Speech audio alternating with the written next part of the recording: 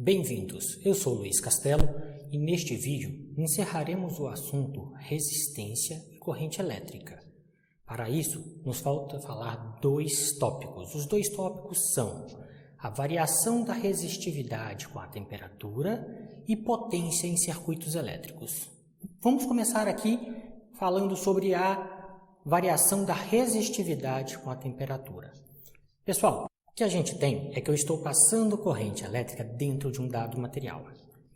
A gente já vem falando aqui nos outros vídeos que, quando isso acontece, existem dois tipos de movimento dentro do material. Um movimento aleatório, que os elétrons, os portadores de carga, quer seja elétron ou prótons, têm naturalmente dentro do material, e outro quando eu aplico uma diferença de potencial em volta daquele material, nas extremidades daquele material. Quando eu aplico essa diferença de potencial nas extremidades do meu material, eu vou ter um campo elétrico dentro do meu material, consequentemente eu vou ter uma força elétrica capaz de deslocar esses portadores de carga para algum dos lados desse material.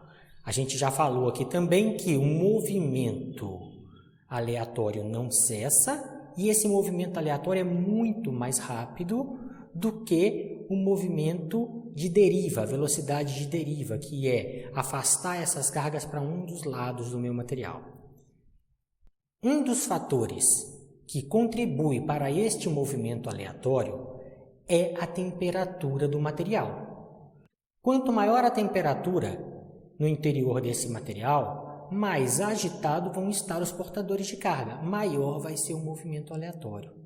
E isso influencia para a gente na resistividade desse material. Essa resistividade cresce com a variação da temperatura. Se a temperatura aumenta, via de regra, a resistividade é maior, ou seja, vai me oferecer mais dificuldade a passagem de corrente elétrica, porque eu vou ter um menor tempo livre entre as colisões no processo de deriva.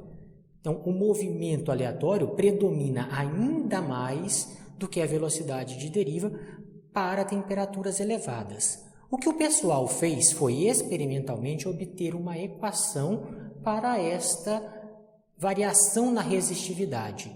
E a equação, é só isso que a gente vai colocar aqui agora, a equação para o aumento da resistividade é a seguinte.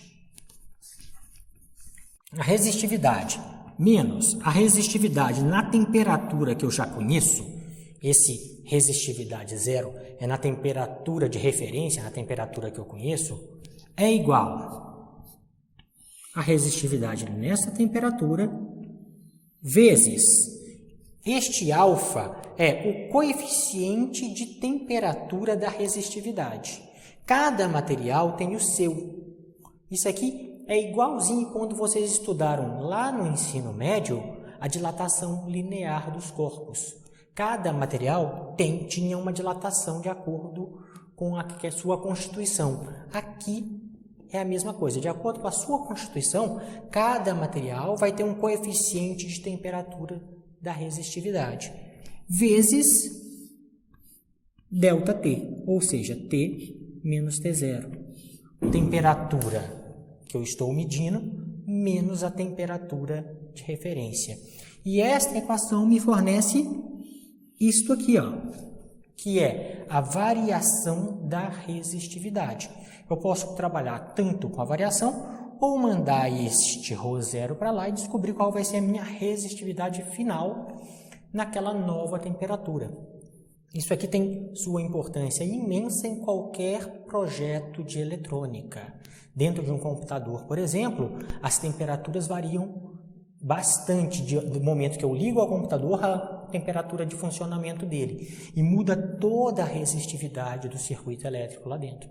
Então, quando o engenheiro vai projetar aquele circuito eletroeletrônico dentro de computadores ou o que quer que seja, isso aqui é levado em consideração. Então, assim se dá a variação da resistividade com a temperatura e o porquê desta variação a gente falou agora no comecinho do vídeo. O que a gente vai ver aqui agora para finalizar o assunto corrente e resistência? A gente vai ver como é a potência em circuitos elétricos. Então, subtítulo aqui agora, potência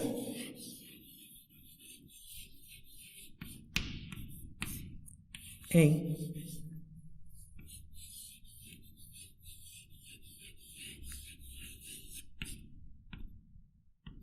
circuitos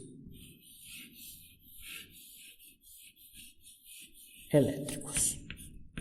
Pessoal, vamos ver aqui. Vamos imaginar que eu tenha um dispositivo elétrico qualquer. Então aqui eu tenho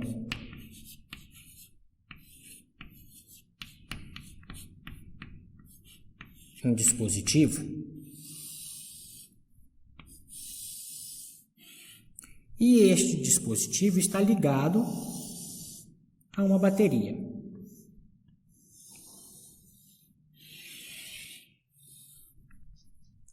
Essa bateria fornece para mim uma tensão V.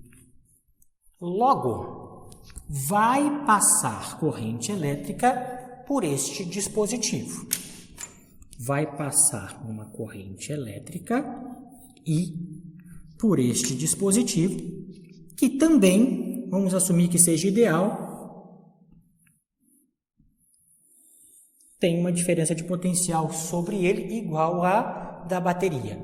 V também aqui. O que eu sei aqui a respeito desses dois termos em termos de equação física? Eu sei que I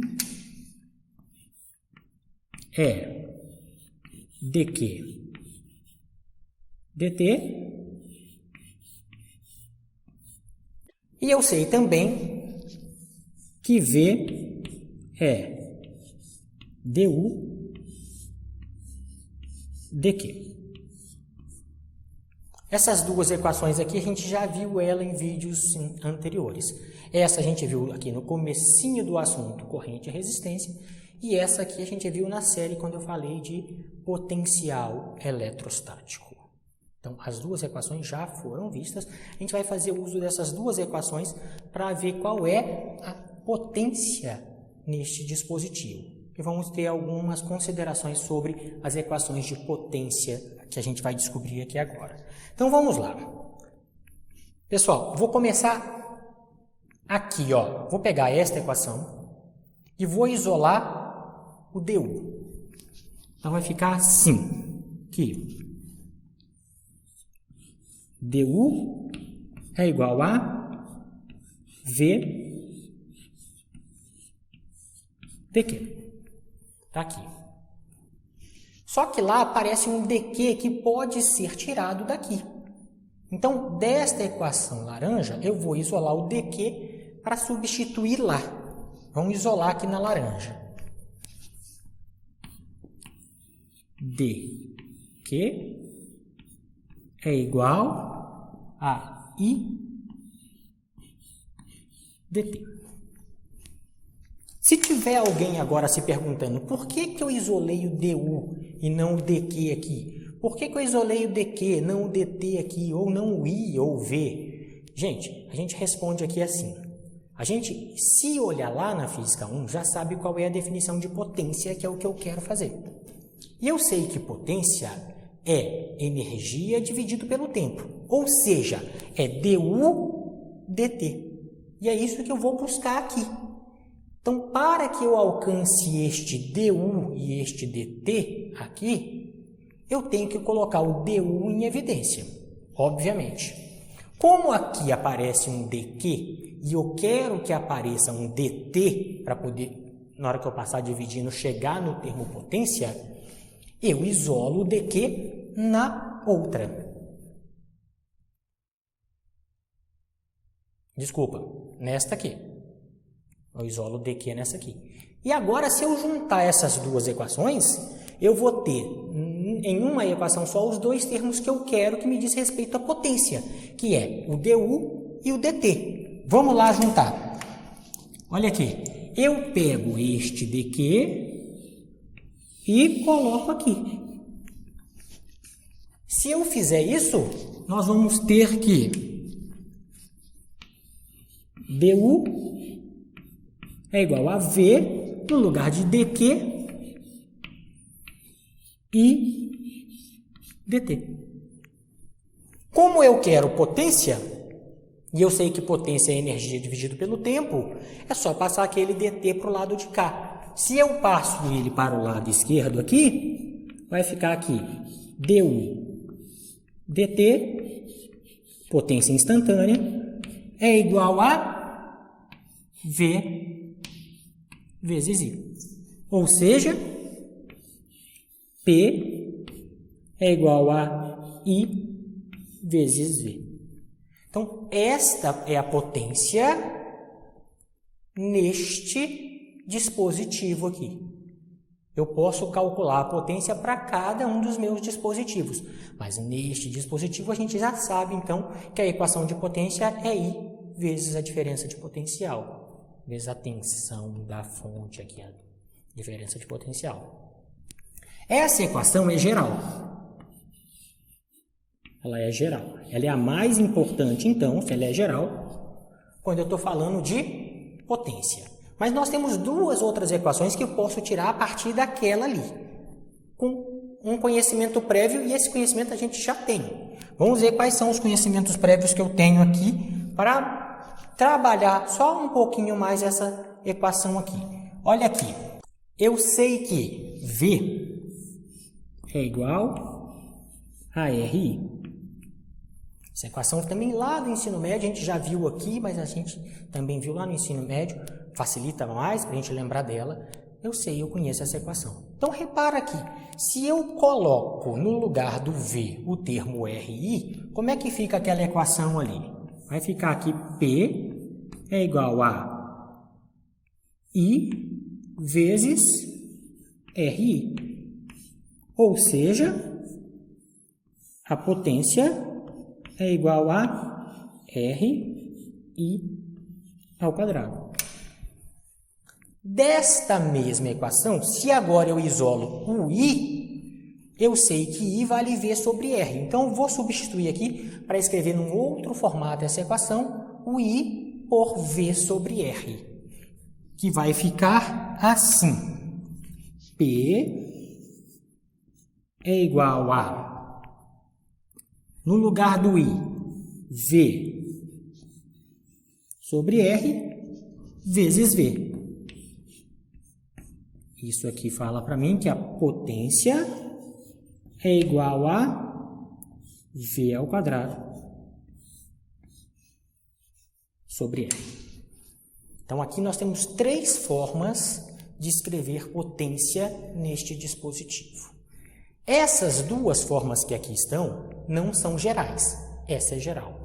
Por que essas duas formas que aqui estão não são geral? Repara o seguinte, aqui tem um termo resistência e aqui tem um termo resistência. O que a resistência faz dentro de um circuito? Uma das funções inevitável dentro de um circuito que contém uma certa resistência, dessa resistência, a função dela é dissipar calor, é transformar energia elétrica em energia térmica. Então, essa e esta equação, ela só vai ser utilizada quando eu estiver calculando essa transformação, quando eu estiver interessado nessa transformação da energia elétrica em energia térmica. Então, essas duas não são geral. E aqui, só para finalizar, vamos ver qual que é a unidade de potência. A unidade de potência é a unidade de corrente elétrica, que é o ampere, vezes a unidade da diferença de potencial, que é o volt. Está aqui. Pessoal, mas a gente também sabe que o ampere